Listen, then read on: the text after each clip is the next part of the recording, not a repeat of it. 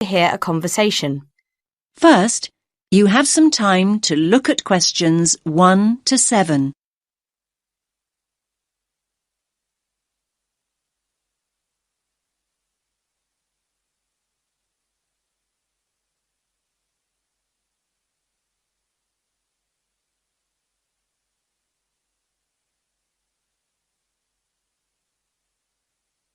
Listen carefully to the first part of the conversation and answer questions 1 to 7.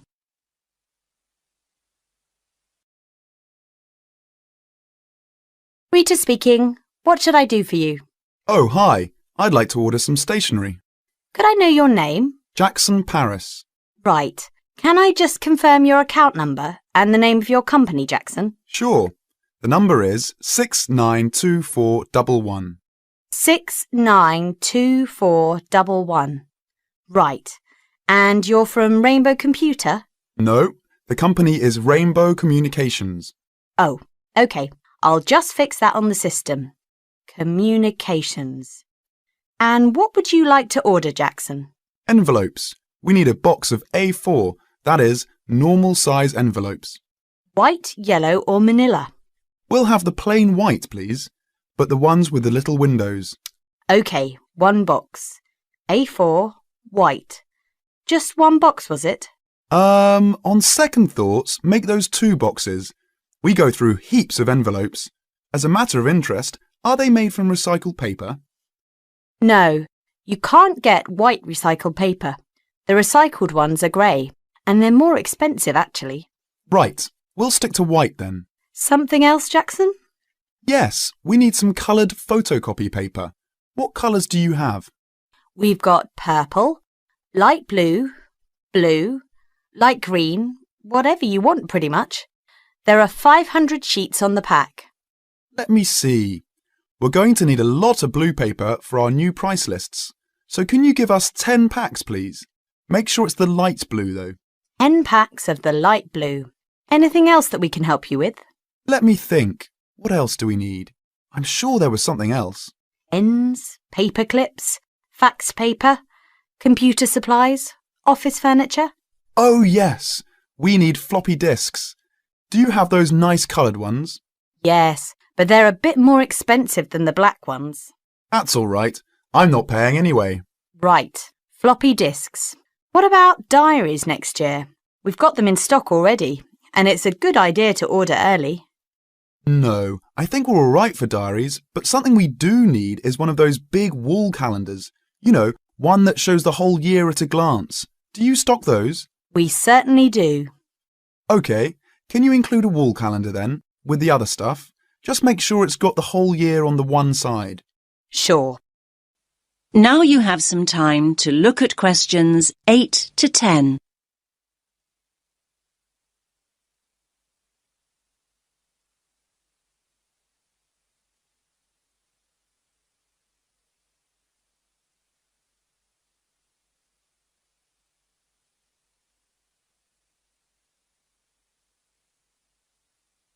Now listen to the next part of the conversation and answer questions 8 to 10. And do you have a copy of our new catalogue? No, I don't. But would you send one? Yes, I'll pop one in with the order. You'll find it a lot easier to remember what you need if you have our catalogue in front of you next time. Yes, good idea. And when can you deliver this? Should be with you tomorrow morning. Can you make sure that it's not after 11:30 a.m? Because we have to go out at 12. There's only myself here on Fridays. Fine. I'll make a note in the delivery docket that they should deliver before 11:30. Thanks very much. Thanks.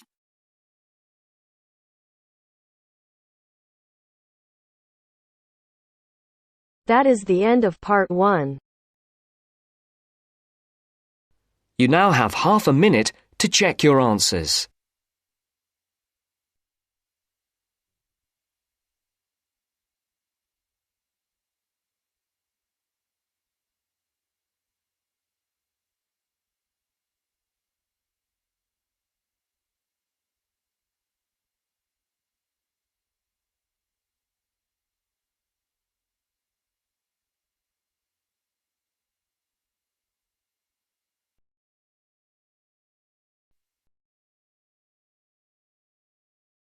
Now turns to part 2.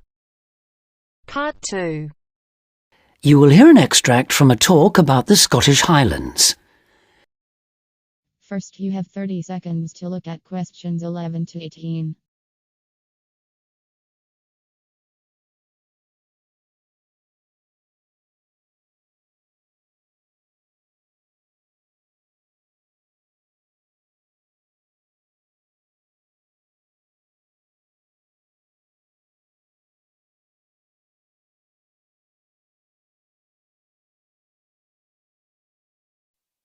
Today I have with me Moira Mackenzie, the author of several books in a well-known series of travel guides, and she'll be talking about what is probably the most fascinating wildlife area in Europe, the Scottish Highlands. Moira. Yes, that's right. And it's a wonderful place to visit with lots to do in an area that makes up over half of Scotland. Including the 790 islands that lie scattered around the coast, it covers 39,000 square kilometres. Getting there is easy. From here in Glasgow, a good starting point is Fort William on the west coast, with regular bus and rail services linking the two. I'd recommend the train, which takes 4 hours to get there. Alternatively, you can take the Highland Line, which takes the more easterly route up to Inverness. That, in fact, is a bit quicker, taking around 3.5 hours to cover the 280 kilometres from here. There are also two main options by road. You can take either the A9 up through Stirling and Perth and then on to Inverness, or else on the west there's the A82 which runs up to Fort William and then, if you want, on to Inverness. Now, a lot of people associate the Highlands with bitterly cold weather, but in fact the region has a generally mild climate as a result of being surrounded on 3 sides by sea, particularly the warm waters of the Atlantic. At sea level in the west, for instance, the temperature ranges on average from a minimum of 1 degree centigrade in January up to 18 in July, and you can actually see palm trees growing there. Obviously, though, the temperatures will be lower inland and on higher ground. You can expect it to rain a lot too, particularly in the west, where annually as much as 2,000 millimetres regularly falls, though this helps account for the rich variety of vegetation and wildlife. When you get there, you'll find there are plenty of reasonably priced places to stay. In Fort William, for instance, you can find a room for the night in a small hotel or a bed and breakfast for just £25, or for £28 to £30 in Inverness. It's probably a good idea to book ahead though, especially in the summer months. With all the leisure, sports and cultural activities on offer, the towns are becoming increasingly popular with visitors. For example, accommodation in Inverness won't be at all easy to find this year around the 23rd of July, as that's when the local Highland Games will take place. So, if your aim is to see the countryside, it may be best to stay in a small village.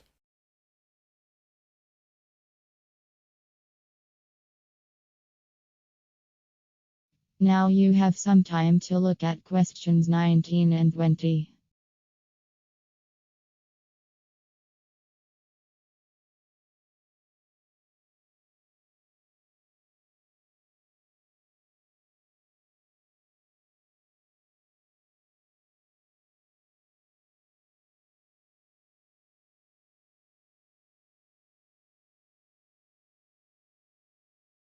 As I mentioned, there's a huge range of wildlife in the Highlands, but for those visiting the area, there are some basic ground rules that are essential if we are to protect it.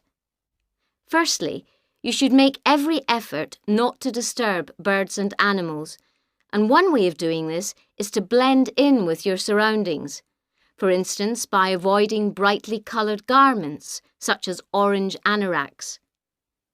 To see wildlife clearly, it's best to use binoculars, keeping your distance. This is particularly important during the breeding season. Wherever possible, Use a hide so that they are less likely to detect your presence. Surprising though it may seem, visitors are advised to use their cars where no purpose-built hides are available, as people are apparently less likely to startle animals if they stay inside their vehicles. You may even find that creatures come up close to where you're parked, in which case, wait until they've gone before you move off. It should really go without saying that it's essential to be as quiet as possible, though sadly some people need reminding of this. Oh, and one other thing. Wild animals and pets don't mix, so please leave your dog at home or at least somewhere he or she can't chase the wildlife or damage their habitat.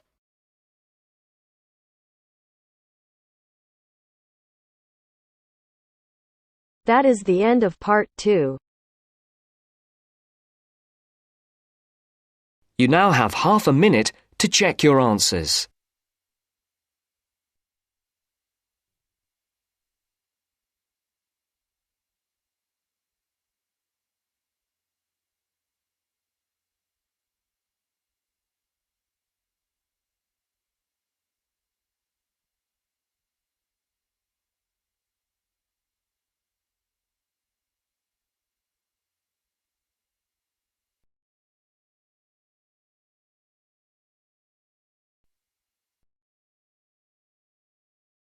Now turns to part 3.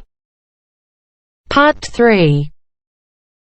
First, you have some time to look at questions 21 to 26.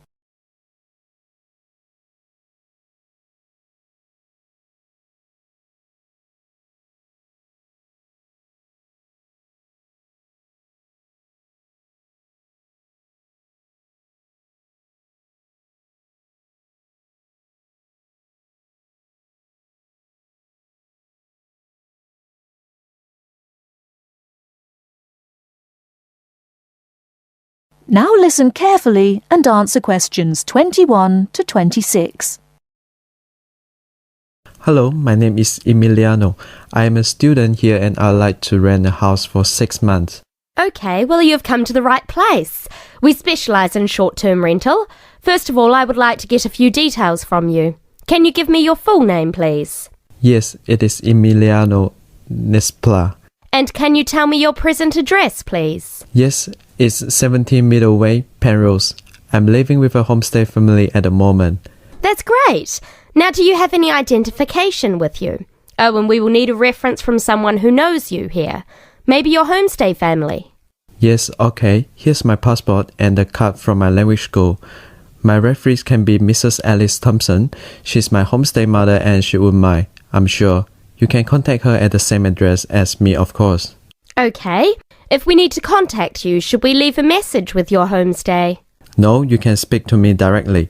My cell phone number is 021 548 3534. Great. Now, do you have a bank account? You will need to pay your rent by direct debit. You know, it will come out of your account automatically every month. Okay, I don't have my bank account details with me now, but I can get them and bring them back later today. That's fine.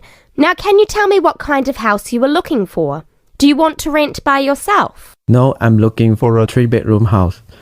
I want to rent with my 2 friends. I will bring them in to see you later today. Okay. And what areas are you interested in renting in? Well, here's a map. Can you see my school? I don't have a car, so I need to take some kind of public transport to school and I don't want to travel for more than 30 minutes each way. Do you think you have anything which is suitable? Yes, we do. Here is a list of available properties. I'll highlight the ones that could be of interest to you.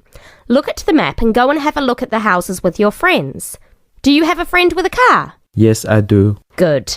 So go and look outside the houses. It will give you an idea of what the area is like. But remember, don't go into the garden or knock on the door. If you want to go in and have a look, let me know and we can arrange an appointment. Okay. Can you give me an idea of price? Yes. If you look at the list, you can see the weekly rent written next to the house address. Oh yes, I can see it now. Do I need to pay anything else? Yes, you need to pay a deposit which you will get back when you move out, and you have to pay a non-refundable agent fee which is equivalent to 1 week's rent. You will have to pay your bills when they come in every month too, of course. Okay, well, thank you very much for your help. What time should I come back with my friends and my bank details? How about 2:30 this afternoon? That sounds good. Thank you for your help. I'll see you later. Thanks for coming in. Goodbye.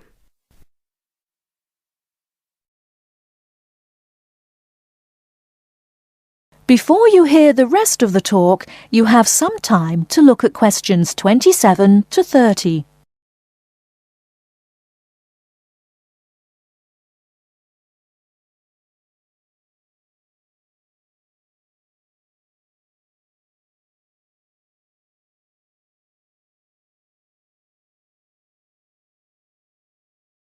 Now listen and answer questions 27 to 30. Hey, don't throw that can away. Why not? I finished with it. Yes, but you can recycle things like that. Oh, I haven't got time to recycle everything I throw away. That's a terrible attitude. Don't you care about... Hello, you two. Hi, John. What are you arguing about? Oh, Sam says he doesn't have time to recycle. What do you think? Well, I agree that it can be difficult sometimes. Do you always recycle everything then, Mary? Yes, I think everyone should. I mean, look at the state of the planet. If we don't all start making an effort now, it could be too late.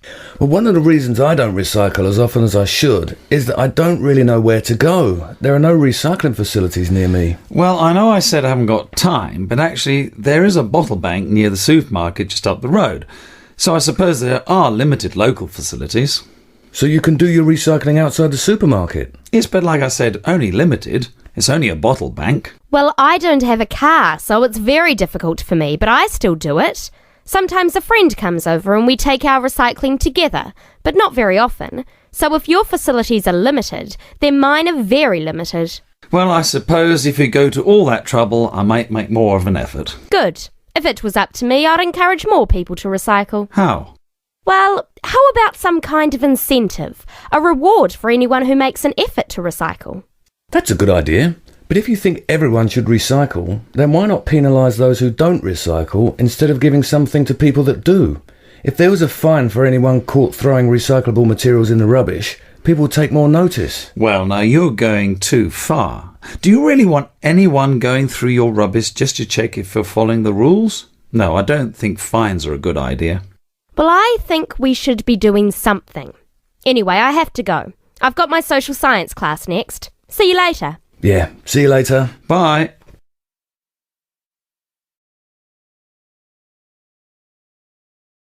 That is the end of part 3.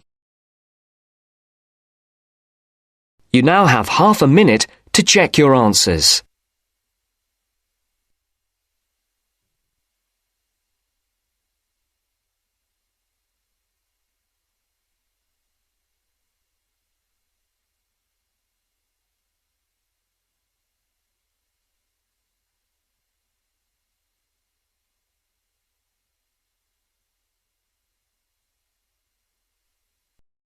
Now turns to part 4.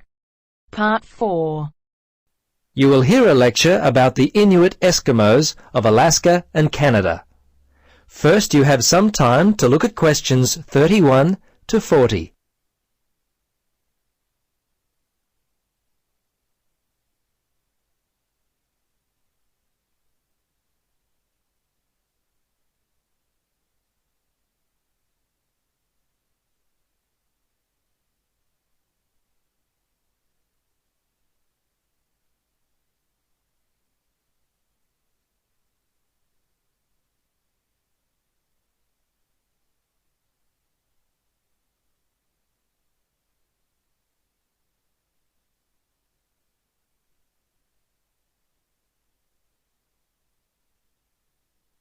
Now listen and answer questions 31 to 40.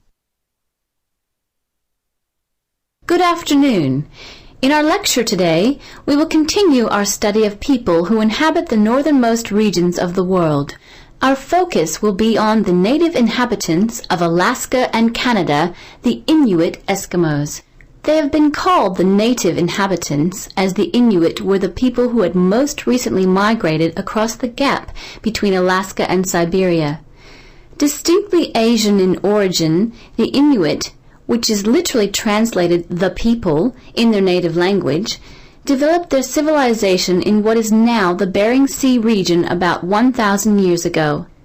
Their culture spread eastward and is called the Thule culture, after the place in northern Greenland where archaeologists first discovered it. The first Europeans to meet Inuit people were Norse settlers in what is now northern Newfoundland, Canada.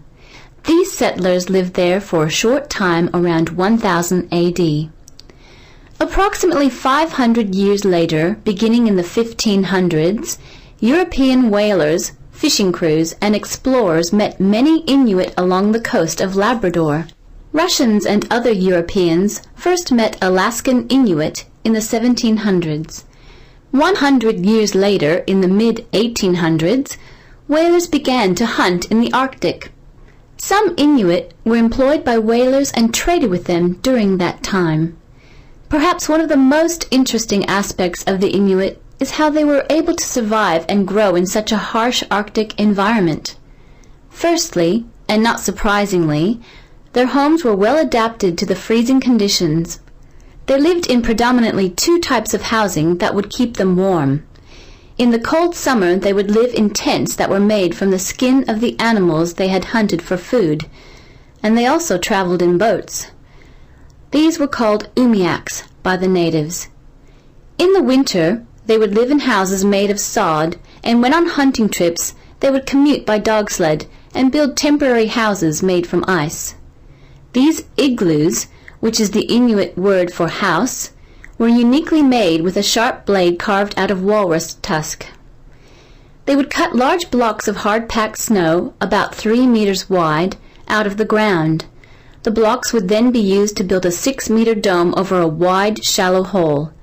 Within 1 or 2 hours, an igloo up to 10 meters in length could be built. It was weatherproof and large enough to house an entire family.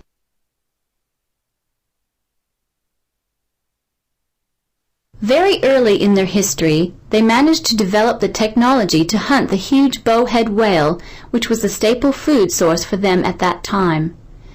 They also hunted walruses and seals. On land, they hunted polar bears, moose, and various other game. The harsh environment in which they lived meant that a steady supply of food was often difficult to come by. Therefore, the Inuit were a people constantly on the move, looking for food, which meant that their dwellings had to be easily built and easily dismantled.